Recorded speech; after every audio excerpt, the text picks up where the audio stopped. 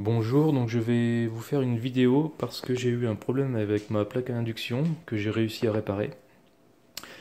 Donc, ce qui s'est passé, on était en train de faire chauffer de l'eau et la plaque s'est coupée d'un coup et plus moyen de la remettre en route.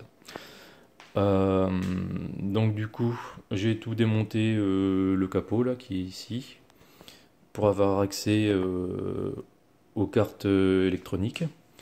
Donc surtout très important, bien couper l'alimentation. Ne surtout pas faire de test sur une carte avec du courant, avec une carte alimentée hein, surtout. Bien disjoncter au tableau. Donc ce que j'ai fait, donc première chose, j'ai testé mes fusibles. Donc le petit ici qui est un fusible de 2 ampères, 250 volts. Donc celui-ci c'est le fusible qui protège la carte de commande. Ça c'est la carte de commande. Et ensuite, là, on a un fusible de 20 ampères et on en a un autre ici. Ces deux-là, ils protègent les cartes de puissance. Donc ma plaque ici, c'est une plaque à induction 3 feux. Donc on a cette carte qui alimente le gros foyer. Ça, c'est la carte de puissance du gros foyer. Et là, on a une carte qui alimente les deux petits foyers. Voilà. Donc du coup, comme c'est le fusible de la carte de commande qui est grillé, ce que j'ai fait pour être certain que ce soit bien sur cette plaque-là, j'ai débranché les alimentations qui vont aux cartes de puissance sur les deux cartes. J'ai débranché donc ces fiches-là. Ça, j'avais débranché. Et donc j'ai débranché le ventilo aussi, j'ai débranché ce câble-là, celui-là je sais pas à quoi il sert. Donc ça, voilà, j'avais tout débranché, et donc j'ai changé mon fusible. Alors pour le tester, c'est simple. On met le multimètre mode, et donc c'est ça. C'est le test de la bande passante. Donc je vais poser le téléphone.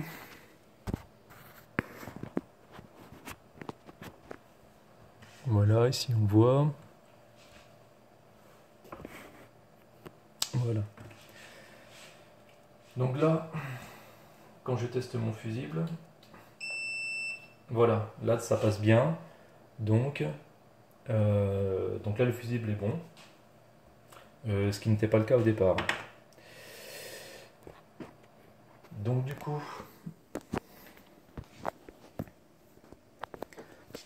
coup j'ai changé mon fusible.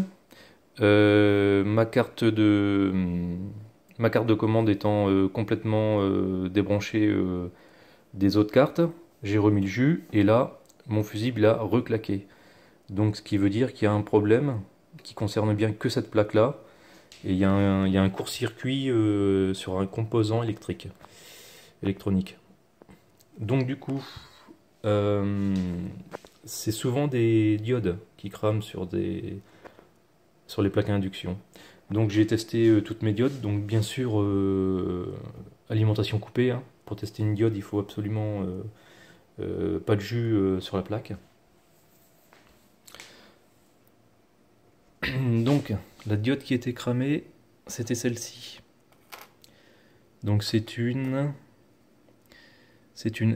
SB 3100. Voilà. Donc en fait, elle est ici. C'est celle-là. Voilà, on voit là. Donc en fait, pour la tester, je vais reposer le téléphone.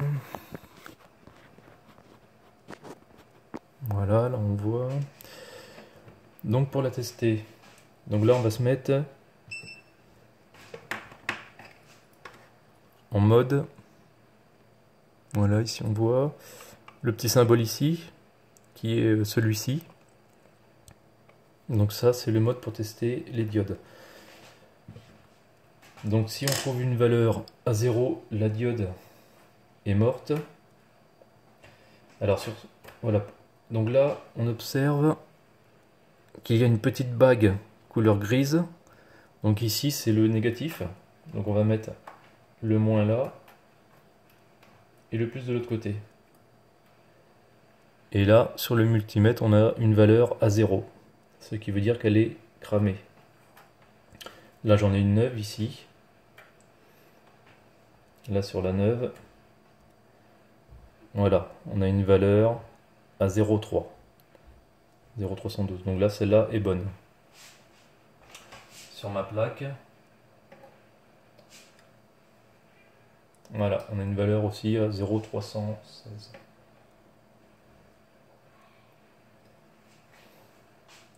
Donc là, ma diode est bonne. Donc du coup, j'ai changé cette diode. Hein, donc celle-ci, qui était cramée. J'ai rechangé donc mon fusible. Donc par contre, il faut bien remettre un fusible céramique. C'est un fusible à coupure rapide. Donc il faut bien remettre le même, hein, parce qu'au départ, j'en avais pas. Je pensais mettre un fusible de ce type en verre, mais il y a des risques d'explosion avec un fusible en verre. C'est pour ça qu'il faut bien remettre un fusible céramique. Celui-ci n'explose pas. Donc après avoir changé ma diode et après avoir rechangé mon fusible, j'ai donc remis l'alimentation. Et en renclenchant le disjoncteur, le fusible il a reclaqué encore une fois. Donc ce qui veut dire qu'il y a encore un autre composant électronique en court jus.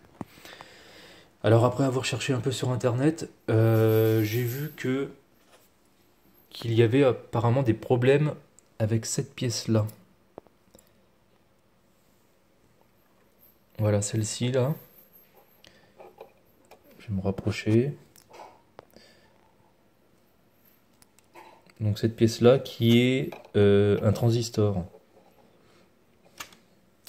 Donc du coup, ne sachant pas la tester, j'ai regardé sur internet et apparemment,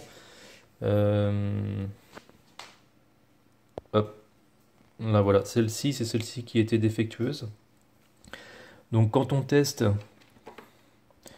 alors je vais reposer le téléphone. Donc pour tester ce transistor, on va se mettre sur résistance. Donc là, ici. Et alors de ce que j'ai compris sur internet, a priori, on se met sur la première patte la plus éloignée là, donc qui est celle-ci. Voilà, ici on voit mieux là, donc celle-ci. Et on teste la valeur entre les autres pattes et on ne doit pas trouver de valeur proche de 0. S'il y en a une, ça veut dire que le composant est défectueux. Et donc là, quand je l'ai testé, là j'ai 71 ohms. Sur l'autre, 14 ohms. 1,7 kOhm. Donc là, on est toujours bon. 1,5 kOhm. Et là, sur la dernière, j'ai que 0,5 kOhm. Donc comme c'est proche de 0, a priori, il y aurait un court jus sur ce composant. Donc, ce composant, c'est... Voilà, donc c'est un transistor. Donc dessus, ben, on voit pas, c'est pas bien marqué. Donc en fait, c'est un top. Voilà. Donc c'est un top 246YN, circuit intégré. Donc du coup, bah, je l'ai changé. J'ai changé cette pièce, j'en ai mis donc là une nouvelle ici. Donc c'est un peu embêtant à dessouder, mais bon, on y arrive, hein. Moi j'ai dessoudé ça avec une pompe, hein, tout à fait basique. Et donc après l'avoir changé, j'ai rechangé mon fusible, encore une nouvelle fois. Et donc là j'ai remis l'alimentation au tableau. Et là, ça n'a pas sauté. Le fusible n'a pas sauté de nouveau. Donc, du coup, j'ai rebranché toutes mes alimentations de cartes de puissance. J'ai tout rebranché en fait, tous mes câbles, ce câble-là, le ventilo, j'ai tout remis. Et maintenant, bah, la plaque marche de nouveau. Elle fonctionne bien, il n'y a pas de problème, donc c'était bien ça. En fait, c'était vraiment... voilà, c'était ce petit transistor. J'essaye de me rapprocher pour voir. Voilà, donc là on arrive à voir, c'est marqué dessus, top 246YN. Voilà, donc c'était ça qui était en court-circuit. Et cette diode, voilà, une 3100. Donc cette diode là qui était également, également cramée. Et ma plaque fonctionne maintenant impeccable. Voilà. Au revoir.